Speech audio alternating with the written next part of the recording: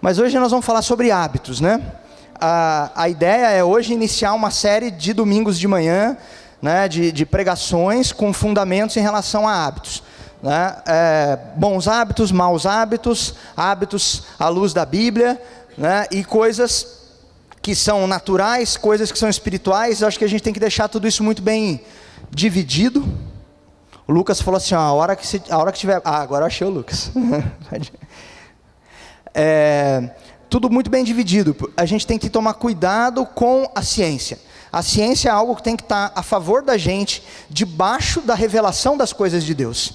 Se a gente não tomar cuidado, a ciência ela vai nos distanciando de Deus, porque a gente vai se tornando tão racional e vendo que existe mecanismo para comprovar tudo, que esses mecanismos você vai achando que tudo se resolve com eles.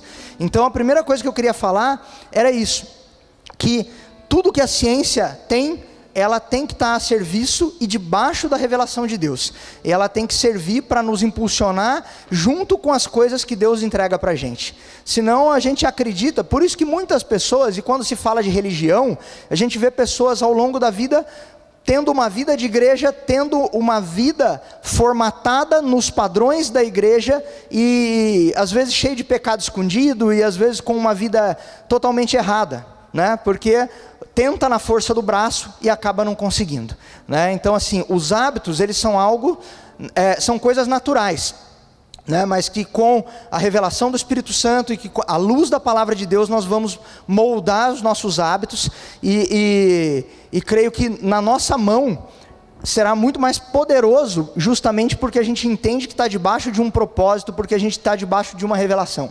Então vamos estar falando de hábito. Por que é importante a gente falar de hábito? Né? Somos seres espirituais, sabemos que tudo na nossa vida é espiritual, sabemos que a gente tem que viver como ministros integrais, então não dividir a nossa vida dentro da igreja e fora da igreja, mas somos seres humanos, né? Com uma natureza humana transformada, somos nascidos de novo, mas tem uma partezinha aqui no nosso HD aqui que não é formatado. Então os hábitos eles precisam ser transformados, eles precisam ser mudados.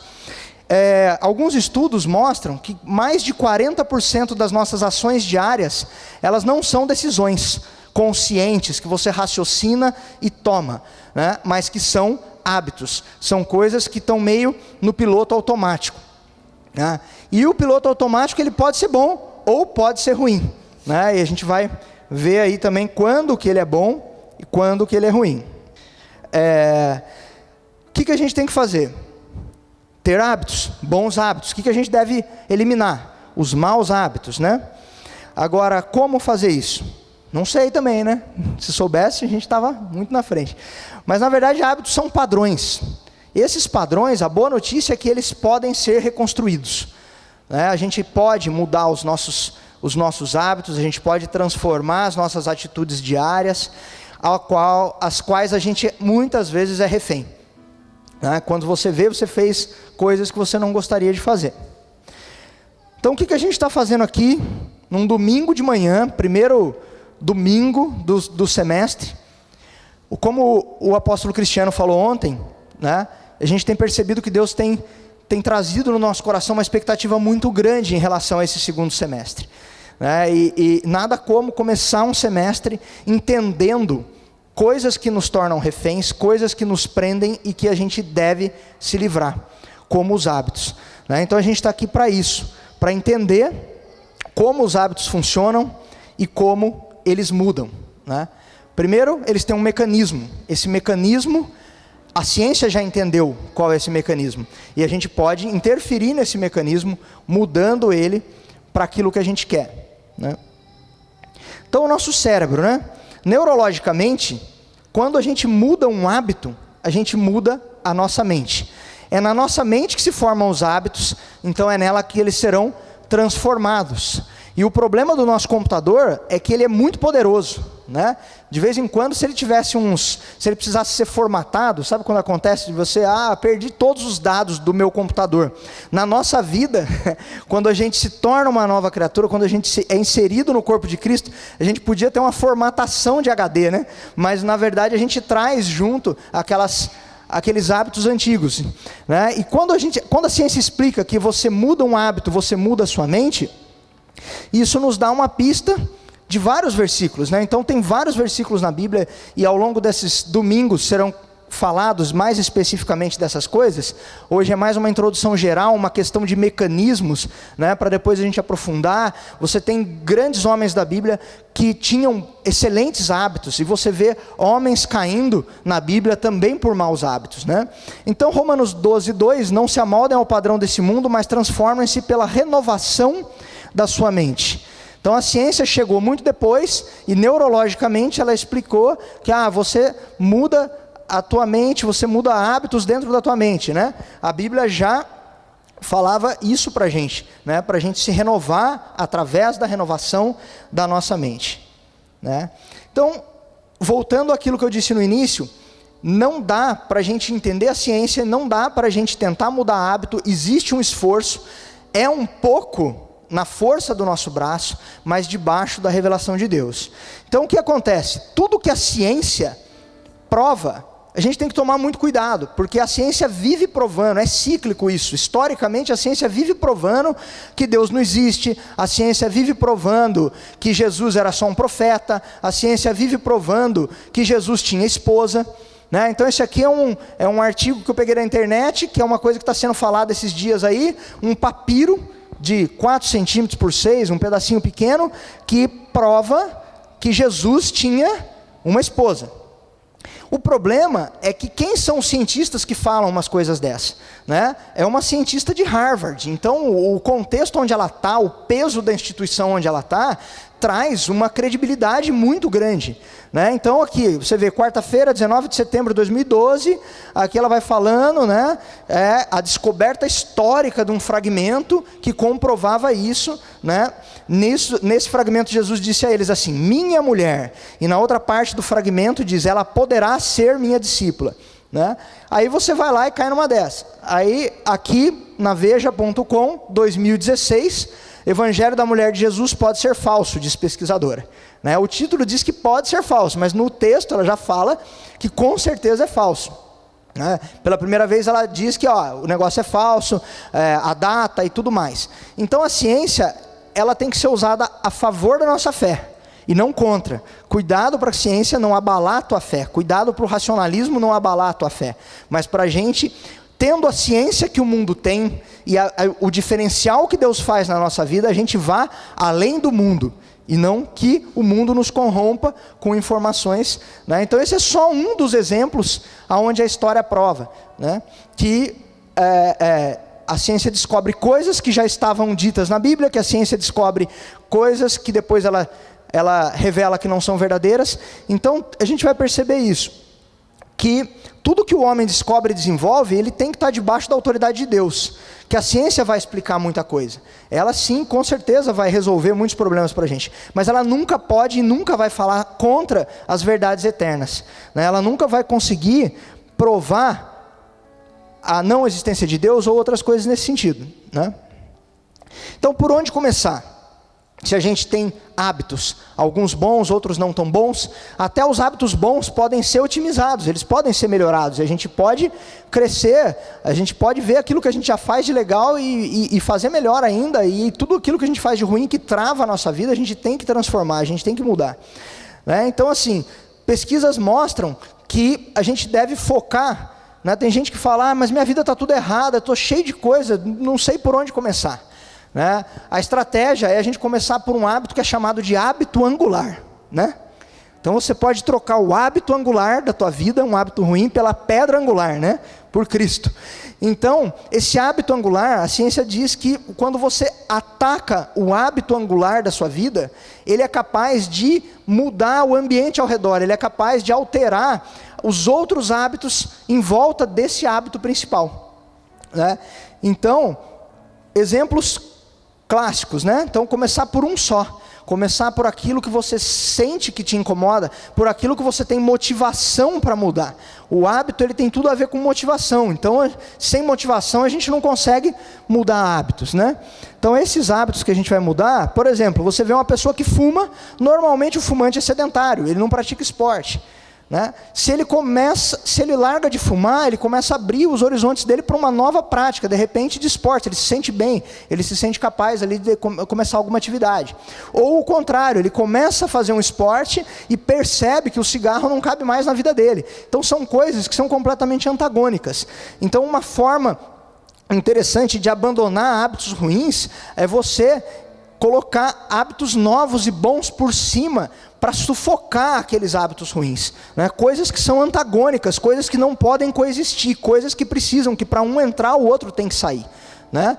É aquela questão de não poder ocupar o mesmo espaço. E aí a gente tem que ver como que os nossos atos se tornam automáticos, né? Por que uma hora eu penso muito para executar uma tarefa? Por que quando você está na autoescola, você coloca o cinto de segurança, você ajeita os espelhos do carro, você olha o câmbio, você olha o pedal, você desliga o rádio, porque senão ele vai te desconcentrar, né? Vamos dizer assim, e você tem um foco total naquilo, porque você não conhece aquela atividade, então o seu cérebro ele tem que gastar energia com aquilo. E qual é a vontade do nosso cérebro? Ele é inteligente, ele é bem desenvolvido, afinal de contas ele foi criado por Deus. E ele é feito para poupar energia. Então, no começo, uma tarefa que requer grande esforço e atenção, ela vai se tornando, a gente vai se acostumando com aquilo, aquilo vai gerando um padrão, a sequência de execução das coisas vão se tornando automáticas, e quando a gente vê, o que é difícil no começo vai sendo fácil, cada vez mais fácil, e se torna automático. E isso não é ruim. Isso pode ser bom ou pode ser ruim. O automático para o lado bom, ele é excelente, porque isso libera a nossa mente para pensar em coisas mais importantes. Então você entra no carro hoje, com experiência de direção, você está pensando em outras coisas, né? Você está resolvendo outras coisas. Às vezes, equivocadamente, está até no WhatsApp, né? Então tem que tomar cuidado. A ideia é que a gente use tudo isso que Deus criou a nosso favor. Então o piloto automático é bom, mas ele pode ser tão ruim também. Então ele vai tentar poupar energia, e se deixar ele vai pôr tudo no piloto automático, né? Então isso libera a nossa atenção para coisas importantes, mas tem coisas que a gente deve estar no controle. Então a gente precisa entender esse mecanismo, porque quando você entende o mecanismo do automatismo, o que acontece? Você começa a perceber, olha, isso aqui é uma coisa automática. Para eu interferir nisso, toda vez que eu for fazer isso, eu tenho que acender uma luz vermelha, e essa luz vermelha vai me falar, olha, o piloto automático está entrando em ação e você precisa frear ele, você precisa repensar isso, né? Então é assim que a gente vai pensar antes de agir. E isso explica por que coisas que a gente quer fazer, às vezes a gente não faz, e quando você vê, você já fez aquilo que você não queria fazer, né? Então, o sistema de hábito, né? Muita coisa do que eu vou falar aqui, vocês vão ver, tem um livro que chama O Poder do Hábito. É um livro bem legal em algumas partes, muito científico em outras, ele conta vários casos, então tem, para quem gosta das coisas bem aprofundadas, é uma boa leitura. Então você tem um mecanismo de hábito. O hábito ele tem 3 pontos interessantes. Ele tem uma deixa, né? Essa deixa você pode entender ela como um gatilho. Ele tem uma rotina e ele tem uma recompensa. Então quando no ambiente à tua volta, o teu cérebro percebe aquele gatilho, percebe aquela deixa, né? Ele ativa o piloto automático. E como você tem uma experiência prévia da recompensa, e a recompensa normalmente é algo que gera prazer, ele ativa uma rotina automática. Você fala, nossa, que complicado. Mas não.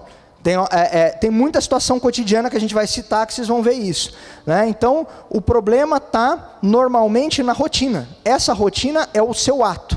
Esse ato que é o ato errado, né?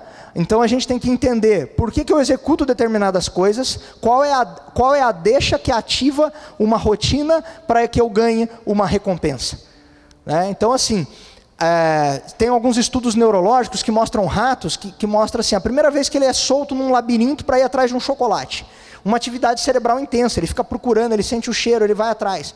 Depois que ele entende que ele tem que ir num caminho único, aquelas atividades elas já não tem mais no meio do caminho, né? Quando ele escuta um alarme, dá a primeira atividade, depois ele faz tudo no piloto automático e a outra atividade acontece só quando ele acha o chocolate, a recompensa.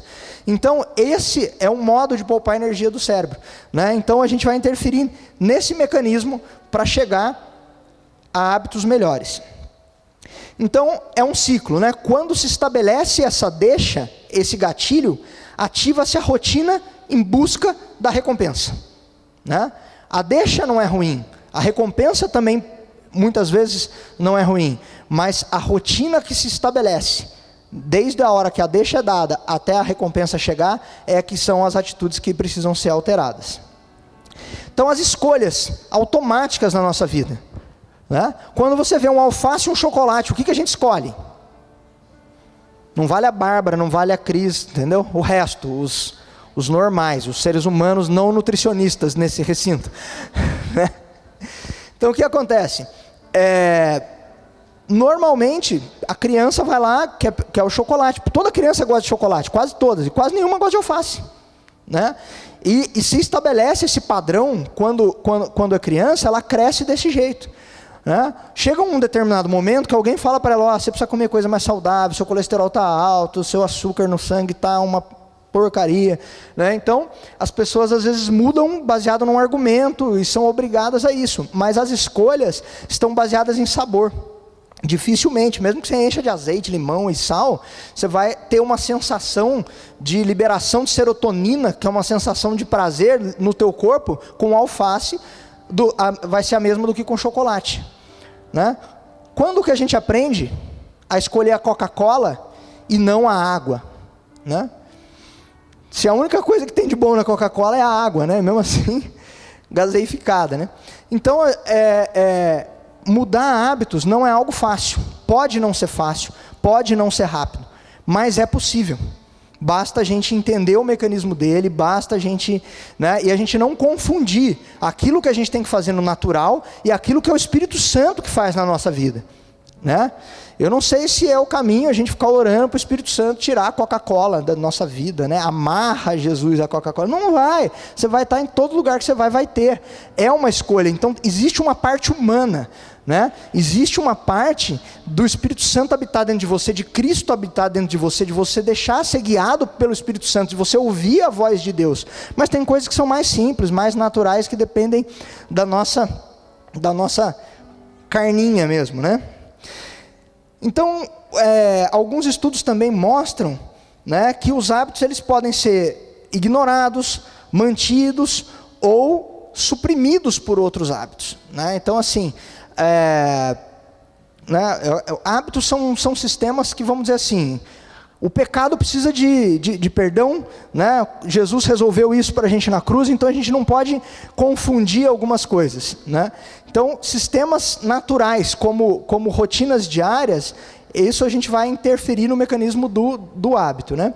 Então, o que vai acontecer? A gente vai tentar alterar hábitos. Algumas pesquisas falam que hábitos eles não desaparecem por causa da nossa memória, que eles ficam guardados na nossa mente, e que o que a gente tem que fazer é criar um outro hábito mais forte, mais dominante sobre aquele hábito ruim, né?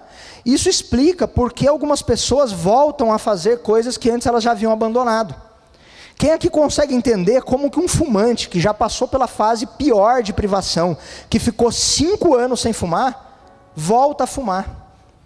Como isso, né? Teoricamente, então a gente tem que entender a ciência dos hábitos e se afastar. O hábito você pode usar assim, que você tem que se afastar da aparência do mal, né? Você tem que se afastar do mecanismo que te leva àquele hábito velho, porque em algum lugar ele está lá, guardadinho na sua mente.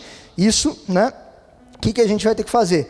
Vai comer compulsivamente. Você vê pessoas que fazem cirurgia bariátrica. Antigamente, no começo disso tudo, a cirurgia bariátrica ela era cercada por vários outros profissionais. Você tinha nutricionista, psicólogo, um monte de gente envolvida. E o médico era o último, né? Ele só operava quando você tinha passado por toda a equipe dele e tinha resolvido tudo. Falou, não, esse cara está pronto. Aí, como tudo, a indústria e o dinheiro vai falando mais alto e a coisa vai ficando, né, mais fácil. Então você vê hoje as pessoas indicando cirurgia para pessoas despreparadas. Então ela faz uma cirurgia física, mas a mente dela é uma mente gorda, né? Essa mente gorda, o que ela faz? Ela vai pegar o último pedaço da bolacha, ela vai botar o garfo para pegar o último bife da tigela, entendeu? Ela vai... então assim, se você não mudar o hábito na tua cabeça, não adianta. é normal a gente ver pessoas que perdem o resultado de uma cirurgia dessa. Pessoas que voltam a fumar, né? E assim por diante. Então os hábitos, eles vão surgindo sutilmente, né? Quando você vê isso muito claro, quando você fala, né? E lembrando que maus hábitos, podemos chamar maus hábitos de vícios, né? Então você vê que as pessoas, ouça alguém que fala, como é que ele começou a fumar? Ah, foi lá um amigo, foi uma tragadinha de brincadeira, numa festa, depois aí até chegar num ponto que o cara compra um maço, esse maço dura um mês, depois é um maço por dia, né? Então as coisas começam gradativamente. Então os hábitos, eles vão surgindo sem a nossa permissão, são coisas esporádicas, fora da rotina, que vão se enraizando, e quando a gente vê, aquilo virou uma rotina, aquilo se tornou algo normal. Ninguém em sã consciência pensa que vai colocar fast food na sua rotina diária. Então você fala, é um fim de semana, né? Que vai lá, um fim de semana por mês que vai no McDonald's. Depois vira um fim de semana por semana, depois vira 2 vezes por semana, aí depois a falta de tempo faz o negócio, né, aumentar. Aí eles parece que sabem onde você mora, né? Eles abrem um negócio desse no caminho da tua casa, né? Aí a coisa vai piorando, né? Aí você fala, poxa, antes eu tinha que dar uma volta para chegar nele, agora eu passo na frente. Então tudo isso são conveniências, né, que vão, igual refrigerante. Não, refrigerante em casa só quando tem visita, né? Depois é refrigerante em casa só no fim de semana. Depois, não, só no jantar, né? Quando você vê, é o dia inteiro tomando refrigerante, criança e tudo mais. Isso para falar de hábito alimentar, que é algo leve. Você pode pensar em roer unha, tirar meleca do nariz, coçar a orelha, várias coisas assim, desde normais a nojentas ou a repulsivas. Então tudo isso pode ser mudado, tudo isso depende da gente conhecer quem a gente é, não a nossa identidade em Cristo, que isso é o mais importante, mas conhecer essa máquina que Deus criou, esse computadorzinho que a gente tem aqui, que dá comando para todo o resto do corpo. Então, esse versículo aqui explica toda a ciência, né? Paulo não conhecia, Paulo não leu esse livro que eu li, Paulo não conhecia toda a ciência e vários experimentos com chips inseridos no cérebro de rato, né? E todos os homens ali também do Novo Testamento não sabiam isso, mas olha esse versículo: pois o que faço não é o bem que desejo, mas o mal que não quero fazer, esse eu continuo fazendo. Quem aqui já não pensou, eu não vou mais cair nessa? Aí você fala, não, eu estou preparado agora, eu já sei que não vou entrar em discussão, né? Não vou falar de religião, não vou fazer um monte de coisa. Quando você vê, você está no meio do negócio. Quem já passou por isso aqui? Coisas que você já falou assim, não, eu não vou fazer mais isso. A partir de hoje, né, toda segunda-feira, todo começo de mês, todo começo de semestre, todo começo de ano, né, são as datas internacionais das promessas, né? Daqui para frente vai ser diferente, né? Então a gente tem que entender que tem um dia que você vai, por mais que você já tenha falado, não, eu fracassei com rotinas que eu queria mudar, eu fracassei com coisas que eu queria transformar. A gente não pode desistir. A gente já foi ministrado esses dias, a profeta Camila falou sobre perseverança, né? A Bíblia diz que a gente tem que ser persistente, a Bíblia diz que a gente tem que levantar, né? E vamos tocar o barco para frente. Então tudo que a gente, né, já falhou, a gente vai tentar de novo, mas o que? Como? Numa perspectiva maior, né? Então todas as suas rotinas diárias, todas as pequenas coisas, elas precisam de um objetivo maior do que elas. Porque por que não comer um chocolatinho? É tão bom, nem custa tão caro, não custava pelo menos, né? Mas já é mais barato que o feijão, né? Vou comprar 2 barrinhas de chocolate ao invés de 1 quilo de feijão, né? Mais fácil. Mas existe um quarto elemento, que é o anseio. O anseio é algo que faz aquele mecanismo do hábito funcionar ou não. Por isso que aquela fórmula, você tem uma deixa, você lembra que você tem uma recompensa, uma coisa ativa a outra e você estabelece uma rotina. Só que o que na verdade faz, o que impulsiona os hábitos são os anseios. E também o que a gente vai usar para transformar esses hábitos são os anseios. Então não é uma coisa tão mecânica assim, né? Então você tem lá, por isso que alguns grandes cases da publicidade, porque coisas estouraram, né? Eles conseguiram despertar um desejo, conseguiram gerar um anseio. E por que outras coisas entraram bonitinho na fórmula certinha de, a deixa vai ser essa, a recompensa vai ser essa, e a rotina vai ser consumir o meu produto, né? E por que às vezes a coisa não funciona? Porque você não conseguiu gerar o anseio adequado. O anseio é o combustível do ciclo do hábito, né? Então nesse aspecto a gente vai entender que o raciocínio de achar uma deixa básica, estabelecer uma recompensa e a rotina vai acontecer, ele pode não funcionar, né? Então hábitos, eles podem ser fortes e eles podem ser muito delicados também, né? Então tem hábitos muito enraizados, coisas difíceis de mudar, mas você vai ver que tem hábitos que pequenas alterações no sistema de deixa, rotina e recompensa já vai mudando, né? Por exemplo, eu tinha o hábito de chegar na igreja, estacionar o carro, ir na conveniência, comprar um chiclete e vir para o culto, ou uma balinha, sem açúcar, as duas coisas. Mas o que acontece? A conveniência fechou, e eu não estou indo em outro lugar comprar aquele chiclete. Eu gostava de um chicletinho no culto, né? Então o que acontece? Um desequilíbrio naquele hábito.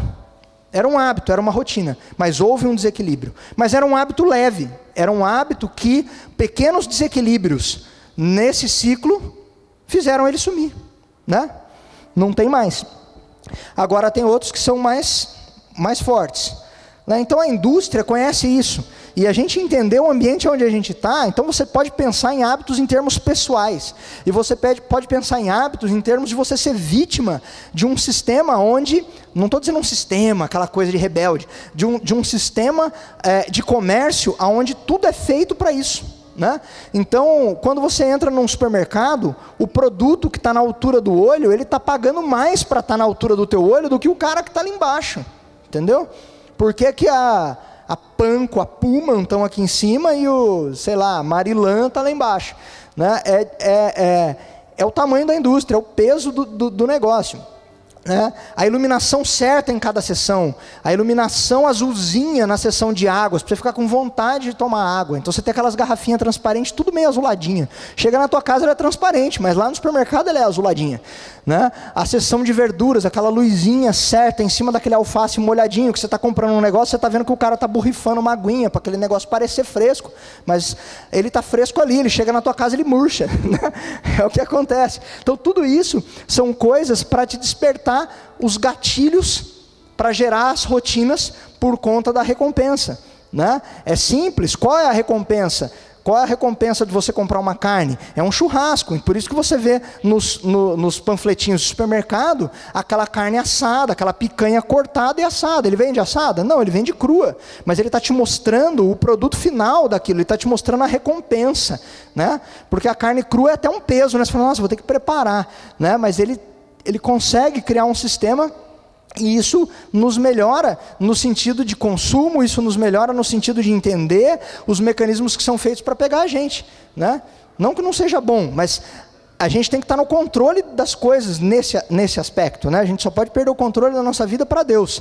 No resto, a gente não pode ser refém de mecanismos psicológicos. A gente tem que estar lá, falar, isso aqui eu quero mesmo, isso aqui eu não quero, né? Esse chocolatinho que está no caixa, a hora que você já está pagando, você não escolheu ele, mas normalmente você leva, porque ele está ali na hora de ir embora, no caixa do supermercado. Então esse quarto elemento, o anseio, que impulsiona o hábito. E a chave para a gente criar novos hábitos é descobrir o anseio que é capaz de ativar um outro processo, né? E a gente pode colocar o anseio aí no pacote da motivação. Então o que nos motiva? O que a gente faz de errado, né? E por que a gente faz aquilo errado, né? Se eu trocar o errado por um certo, eu posso manter as outras coisas ao redor, né? Substituindo aquilo ali. Então um exemplo, você está numa reunião, os caras estão falando lá uns negócios que não tem nada a ver, você já está cansado, aí o celular vibra. Aí dá aquela curiosidade de abrir a mensagem, né? Esses gráficozinhos são desse livro que eu falei. Então você tem que entender por que você precisa abrir uma mensagem, né, no celular, enquanto você está prestando atenção em outra coisa, enquanto você está no culto, né? Por que o celular a gente está ansiando por distração? Essa é a mola propulsora do negócio, né? A nossa mente está focada numa coisa. Você está fazendo um curso, por exemplo. Aí, poxa, às vezes você pagou uma grana para ir lá fazer um curso. Ao invés de prestar atenção no que o cara está falando, o que você faz? Fica no WhatsApp, entra no Facebook, faz check-in, só porque você está num hotel chique, né? O curso está lá, não sei na onde. Então tudo isso é distração. Por quê? Você está ansiando por distração. O seu corpo anseia por distração. Isso também é provado cientificamente, que você não consegue prestar atenção mais do que um determinado tempo nas coisas e que você precisa mudar aquilo ali, aquela rotina. Só que se você pegar um negócio que vai tirar a tua atenção daquilo ali, você vai ser prejudicado. Então, de repente, você está numa sala que no fundo tem café, que tem água, você levanta, estica a perna, vai lá, continua prestando atenção, mas você mudou aquele seu anseio por distração. Você não vai matar o seu anseio por distração, você vai substituir o hábito, que é um hábito ruim, por uma coisa que não vai influenciar no resultado final, né? A recompensa é que você precisava de um pouquinho de distração e você distraiu, né? A pessoa que corre, né? Um exemplo, corre, anda de bicicleta. Por que alguém pratica o esporte, né? Tem gente que é viciado em esporte, tem gente que é sedentário, que não consegue praticar esporte. Você tem que ter uma deixa, você tem que ter alguma coisa que te fale, né? Então você vai, vou acordar, vou deixar o tênis de corrida do lado da cama, vou deixar um horário para isso, eu gosto de um chocolate, então é o seguinte, eu só vou comer chocolate se eu correr. Então você põe uma recompensa de se sentir bem, de se sentir realizado, de se sentir bem fisicamente, mas de alguma coisa você tem que ter um gatilho. Por que você fala, eu vou correr 3 vezes por semana e passa semanas sem correr? Porque você não deixou um gatilho ali, aquele gatilho que ia te fazer lembrar de ativar aquela rotina. Então, do mesmo jeito que o hábito é ativado para coisas ruins, você pode manipular o sistema para colocar as coisas no lugar certo para você implementar rotinas, né? Então você pega, meu filho belisca amendoim, ele gosta de assistir um filme e é beliscando amendoim, né? Aí você fala, poxa, o que ele gosta? Ele gosta tanto do amendoim? Não, ele gosta do hábito de comer alguma coisinha enquanto assiste filme. Então se você for lá e começar a botar um tomatinho cereja para ele no lugar do amendoim, o que vai acontecer? Um dia ele reclama, você fala, hoje não tem amendoim. Quando você vê, ele está comendo as coisinhas melhores, porque você trocou aquilo ali. Então, o gatilho o filme é igual o cara que é fumante. Normalmente você vê muita associação. O cara quando bebe, fuma. Quando ele não bebe, ele não fuma. Como é que ele para de fumar? Não bebe. Você identifica o gatilho, né? O cigarro tem muita associação com café, né? Aquela coisa, o cara fuma um cigarro, toma um café. Você tem que interferir nesse mecanismo, mudar de alguma maneira essa rotina. Então a gente tem que fazer uma análise. Você tem que olhar os teus hábitos e falar assim, o que deflagra isso aqui? O que acontece na minha cabeça que eu ligo esse piloto automático por uma recompensa? Normalmente a recompensa, a deixa é difícil, né? Então você está lá, né? A deixa ela vai existir, alguma coisa que está na tua rotina. Não é ela o problema. Você pode manter a velha deixa e oferecer a velha recompensa quando você entende qual é a recompensa que você quer, mas inserir uma nova rotina. Essa inserção dessa nova rotina que é interessante, né? Então o que a gente vê? Por exemplo, você vê a deixa do cara, o cara está chateado, está cabisbaixo, aí o que ele pensa? Vou beber algum negócio com os meus amigos. Mas o que ele está tendo? O que ele precisa? Ele está procurando alívio, ele está procurando relaxar, ele está ansiando por alívio. Então quando ele entende o anseio, qual que é a recompensa? Se sentir aliviado. Aí ele vai lá e troca essa rotina da bebida por uma conversa, entendeu? Aí ele troca isso, ele vem para a igreja, ele encontra amigos, aí ele coloca outra coisa no lugar. Então a deixa continua existindo, a recompensa continua existindo, o anseio pelo alívio continua sendo o mesmo. A gente não tem que trocar tudo, mas a gente vai lá e troca a rotina que é nociva por uma rotina que é adequada. Então esses são alguns mecanismos naturais para a gente atuar em coisas do nosso dia a dia, né? E você pode pensar que o pecado na vida do cristão, ele é um acidente de percurso, né? A gente sabe que a gente foi transformado, a gente sabe, só que será que a gente não tem um pecado ligado no piloto automático? O que leva a gente a pecar? Então tem coisas, né? Para isso sim, nós temos que fazer uma imersão na vida com Deus, já coisas espirituais, mas ele acaba seguindo um roteirinho, que é um roteirinho que dá para a gente entender por que as pessoas voltam a cair em velhas coisas, né? Então você vê experimentos de familiaridade, né? Então você vê a indústria fonográfica, por exemplo, músicas que deveriam emplacar. Fala, essa música é muito boa. Hoje existem softwares que analisam a composição de uma música baseada no cérebro humano para falar, isso aqui vai ser um sucesso. Legal. Aí a música vai para a rádio e não funciona, e não resolve, né? Isso, alguns exemplos está nesse livro também. O que acontece? A familiaridade com as coisas ajuda você a aceitar as coisas novas, né? Então o que eles fazem? Eles pegam uma música que eles querem emplacar e eles colocam entre duas grandes músicas que já emplacaram, e você começa a associar aquilo ali com uma sensação legal. Por quê? Porque ela está entre duas coisas que você gosta. Quando você vê, aquilo ali já está na tua rotina e você já está gostando daquilo também, né? Então saber usar isso a nosso favor é algo muito interessante, né? Então nos próximos domingos, o que a gente vai ver? Vocês vão ver exemplos de rotinas, exemplos de homens de Deus, que venceram muitas coisas estabelecendo algumas rotinas, né? Jesus tinha uma rotina de oração. Jesus, você vê na Bíblia vários exemplos que fala assim: chegando Jesus, como era de costume, no sábado foi na sinagoga, pegou um texto para ler, como era de costume.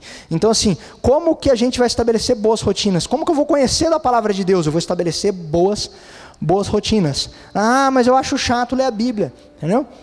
Empacota ela em coisas que são legais em volta, que você já gosta, até aquilo ali virar um prazer, e você poder fazer aquilo sozinho e desempacotar ela dessas outras coisas, né? Então você vê Daniel, né? Você vê homens regrados, homens disciplinados, focados, né? Então você vê que a disciplina tem tudo a ver com a excelência, as rotinas para se estabelecer uma excelência. A excelência é uma busca. Por exemplo, quando você fala de buscar alguma coisa, é constante. Como é que você vai atingir a excelência no seu ambiente de trabalho? Se um dia você busca, outro dia você não busca. Se você não estabelecer uns padrões para seguir, algumas coisas para ir atrás, né? Então, nós que somos adultos precisamos de tudo isso. E por que é tão poderoso falar de outras gerações? Por que é tão poderoso falar de criança? Por que é tão poderoso falar de educação, de ensino, de instrução? Porque a gente pode treinar os nossos filhos, vamos dizer assim, a gente pode instruí-los de forma certa a não ter uma série de maus hábitos, né? Então, não escova o dente antes de dormir. Poxa, se você for instruindo, aos pouquinhos vai entrando, quando vê, não consegue mais ficar sem, né? Então instruir a criança no caminho que deve seguir, e mesmo quando envelhecer não se desviará deles, né? Então culturas são estabelecidas, né? Então assim, se a gente ensinar nossos filhos na cultura do reino de Deus, vai acontecer isso, eles vão envelhecer e não vão se desviar desses caminhos, porque aquilo vai impregnar neles, mais do que um hábito, né? Aí nós estamos falando de coisas que são acima de hábitos, né? Mas elas contêm hábitos, elas são superiores, são as coisas de Deus, são as coisas espirituais que requerem um relacionamento com Deus, mas são coisas que também precisam de hábitos, né? Hábito de ler a Bíblia, hábito de oração, hábito de ter constância, né? E tentar. Então esse versículo fala para a gente muito daquilo que a gente pode evitar. Por isso que os filhos são como flechas, por isso que nós somos plataforma de lançamento, porque tudo que a gente está lutando para mudar, né? Tudo que a gente tem mudado, tem coisas que a gente aprendeu, que você já mudou, hábitos ruins que você já eliminou, que os teus filhos não veem, não sabem nem como é que funciona, e eles já aprendem hábitos bons, né? Então isso serve para para várias coisas, né? Então, hábito tem tudo a ver com cultura, né? Nós fomos inseridos numa nova cultura quando a gente nasce de novo, quando a gente aceita Cristo. E a gente foi comissionado a ser embaixador de um reino, né? Como que eu vou ser embaixador de um reino que tem uma cultura? Como que eu vou disseminar a cultura de um reino se eu não vivo essa cultura? Né? Então é aquela situação de você não consegue, aquilo que você não vive, a gente não consegue, aquilo que você faz só exteriormente, você não consegue, aquilo que você não é transformado por dentro, aquilo que não é de dentro para fora, a gente não consegue sustentar por muito tempo. Né? Então, você vai lá falando, eu vou estabelecer uma oração, uma rotina de leitura da palavra de Deus. Né? Você vai, mas se você não tiver uma revelação daquilo, o que vai acontecer? Você vai desistir, vai ficar chato, vai ficar ruim, você fala, poxa, é só um livro, e complicado ainda, né? Então são coisas que a gente tem que entender que precisamos abandonar a velha cultura, que infelizmente essa nossa velha cultura, ela não some assim que a gente aceita Cristo. Né? Nós somos transformados, nós somos justificados, remidos, nós somos tudo isso, mas nós trazemos aquilo, inclusive o nosso passado, Deus vai usar como experiência de testemunho, a gente vai se tornar autoridade naquilo que a gente já venceu, né? Mas está tudo lá. Então um dia, bom seria se você vem no culto, aceitou a Cristo no outro dia, tudo muda, né? Tudo muda espiritualmente. Tudo muda no mundo espiritual, mas coisas nossas que cabem a nós no campo do natural, a gente precisa ativamente falar, olha, isso aqui precisa ser mudado, isso aqui eu preciso interferir, isso aqui eu preciso deixar um tempo para isso, eu preciso conseguir organizar isso, eu preciso abandonar isso. Como que eu abandono isso? Eu vou ficar longe disso, né? E de algum jeito, né?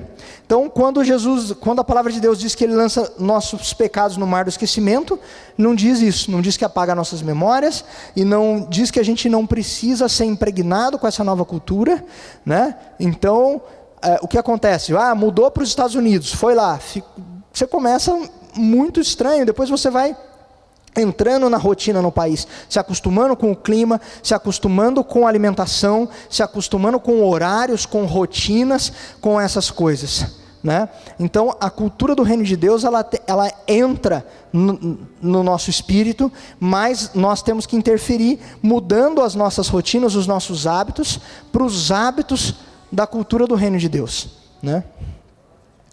Então, por que a gente precisa saber um pouquinho dessas coisas que são científicas? Né? A gente fala, poxa, eu vou na igreja, eu vou falar um pouco de coisas que são um pouco mais científicas, às vezes até do que espirituais.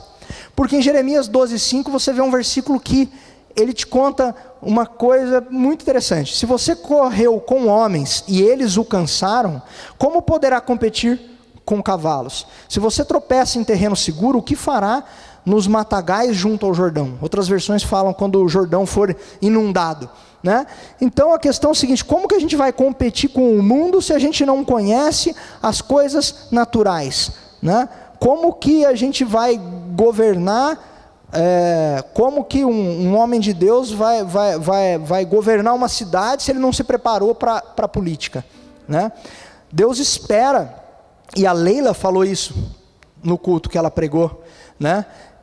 Deus espera que a gente se capacite, Deus espera que a gente entenda as partes que são cabíveis a nós, e a parte dele está tudo consumado, né? Então o difícil é a gente, na nossa mente, conseguir muitas vezes mudar algo. Às vezes a gente quer, não é na força do braço, né? E tem coisas que é só por Deus mesmo, tem coisas que necessitam de esforço e só o esforço resolve, mas tem coisas que a gente precisa de conhecimento. Então não tem jeito da gente almejar uma posição que necessite de um conhecimento sem aquele conhecimento, né? Então são coisas muito simples, a gente fazer fila aqui na frente para receber uma impartição de línguas, né? E sair daquela impartição e não ter contato com a língua, né? Não ter um aplicativinho no celular, não tá fazendo uma leitura diária. Então são coisas assim. Claro que a parte espiritual, é óbvio que aquilo ali tem um peso tremendo, é algo,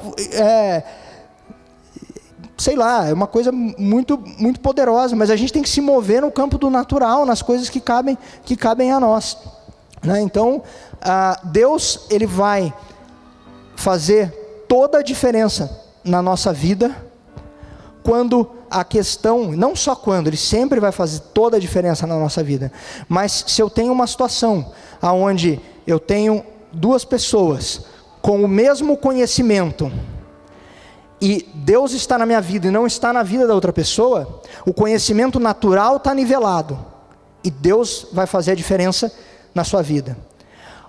Uma outra situação é, você tem uma pessoa que não conhece a Deus, totalmente preparada, e você que conhece a Deus, está totalmente despreparado, e você não entender porque que ela está alcançando algumas coisas naturais que você não está alcançando, né? Então o que Deus nos chama é para uma fusão de tudo isso. Então todo esse conhecimento de hábito, a gente vai depois, nos outros domingos, aprofundar ele no sentido de coisas na Bíblia, mas entender mecanismos mentais, ele é importante. Eu tenho certeza que hoje, a hora que você for embora para o almoço, você já vai falar assim, opa, um gatilho que vai ativar um negócio, que vai ativar outro negócio, e a gente vai começar a estar no controle da nossa mente, no controle, nesse tipo de controle, né? Sendo todo o nosso pensamento cativo a Cristo, lembrando aquilo que eu falei, cuidado para a gente não pegar assuntos de coisas mais científicas e, né, riscar alguns versículos da Bíblia. Ah, não, agora aprendi isso, tá? Aquele ali não vale, de jeito nenhum, né? Então é isso, para quê? Naquela primeira parte de Romanos 12:2, para que renovar a nossa mente? Para que transformar a nossa mente? Para que abandonar velhos hábitos, né? Para que colocar hábitos novos no lugar daqueles anteriores? Para que a gente seja capaz de experimentar e comprovar a boa, agradável e perfeita vontade de Deus. Então você vê que no mesmo versículo que fala da nossa experiência e da gente comprovar que a vontade de Deus é boa, perfeita e agradável, é um versículo que começa falando da gente renovar a nossa mente. E renovar a nossa mente é diário, é minuto a minuto, são coisas das pequenas às grandes, né? Então é isso que eu queria compartilhar com vocês hoje, né? Que a gente precisa gastar energia com isso, né? A gente tem que ser disciplinado, a gente tem que querer ser excelente, né? Tudo isso, né, bons hábitos nos levarão mais próximos de Deus, e mais próximos de Deus nós chegaremos ao nosso propósito, né? Então a gente tem que achar aquele anseio. Por que às vezes o teu trabalho te motiva mais do que as coisas do reino de Deus? Talvez porque lá você tenha encontrado um anseio, né? Algo que ative esse ciclo que você não tenha visto ainda na vida com Deus. Então eu creio que a gente vai crescer quando a gente buscar ter uma vida com Deus, botando esse combustível, que esse anseio pelas coisas de Deus, né? Então tudo isso de forma coordenada, tudo isso de forma que como que a gente vai ter rotina se a gente não separa tempo para elas? Como que a gente vai chegar em determinados lugares? Então a gente tem que tomar cuidado com algumas coisas, por exemplo, a procrastinação, né? Deixando as coisas para depois, é um baita de um mau hábito, né? E se você for pensar, tem coisas que têm prazo, tem coisas que não têm prazo. Normalmente as coisas que têm prazo, elas não são tão importantes quanto as coisas que não têm prazo, né? E só que as coisas que têm prazo você faz, porque elas têm prazo, né? Então você se aperta e faz. Então, se eu procrastino, vamos dizer que me falaram, você vai pregar no domingo de manhã. Se isso foi me avisado com 2 semanas de antecedência, e eu procrastino até ontem à noite, é uma procrastinação não tão nociva, não tão perigosa. Por quê? Porque eu tenho um prazo. O que vai acontecer? Você vai lá, vai sentar, você vai varar à noite, e hoje você vai estar aqui com o olho roxo, cansado, mas você vai estar cumprindo com aquilo. O grande perigo são as coisas que não têm prazo. Então, o que não tem prazo na tua vida? O teu propósito. O que não é cobrado na tua rotina diária? O teu propósito, a tua vida com Deus. Deus não chega para você e fala, se você não tomar uma postura até amanhã, acabou para você. Se Deus fizesse isso, a gente dava jeito na nossa vida. Então a gente tem que conseguir pensar nisso. Essas são as procrastinações que acabam com a vida. Não aquelas que você tem prazo, você corre, dá um jeito e faz. Mas aquelas que quando você olha, é tarde demais para você dá um jeito nelas. Quando você olha e fala assim, nossa, não tem mais o que fazer. Então, então são hábitos, né? A gente fala, não, deixa isso aí para depois. Não, deixa isso aí para depois. Então, rotinas, um pedaço do meu dia tem que ser determinado para eu avançar em direção ao meu propósito. Não importa se tem trabalho, não importa se tem conta para pagar, eu preciso dar um jeito de separar, que seja 1 hora por dia que eu vou falar assim, essa hora é uma hora que vai me levar para o meu propósito.